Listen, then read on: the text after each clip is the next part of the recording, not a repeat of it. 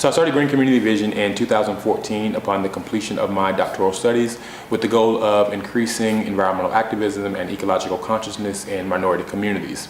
And this was very much inspired by my studies of John Dewey and his philosophy, and also his affinity for democracy and education.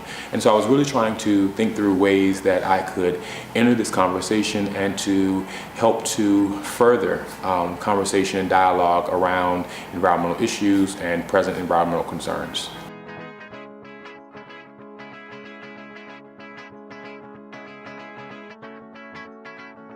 Our mission is to connect with local businesses, organizations, faith-based groups to help bring environmental education and awareness to minority communities. That means bringing the activists and the scholars and the experts outside of the ivory tower and outside of the parochial circles that we often embrace to the community. This work is important because oftentimes it's minority communities that are disproportionately affected by environmental risk and environmental harms that really span the gamut. So when you think about public health concerns that pertain to climate change, when you think about natural disasters and what communities are least prepared to respond to natural disasters, and even when it comes down to food justice and who the individuals are that are living in food deserts and junk food jungles. And so it's often minorities that are excluded from these conversations but really need to be a part of these conversations the most.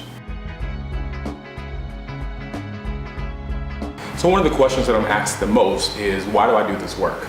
Obviously there is this long myth that African Americans are not involved in environmental work, that we do not care about the environment, and historically that's just not the case. African Americans have been sharecroppers. When you think about the music of Black culture, and you think about Mercy, Mercy Me by Marvin Gaye, or Pollution by Bo Diddley, or even Earth Song by Michael Jackson, there's a long history of African American engagement in environmental issues and environmental concerns, and even down to the social and political activism of African American preachers.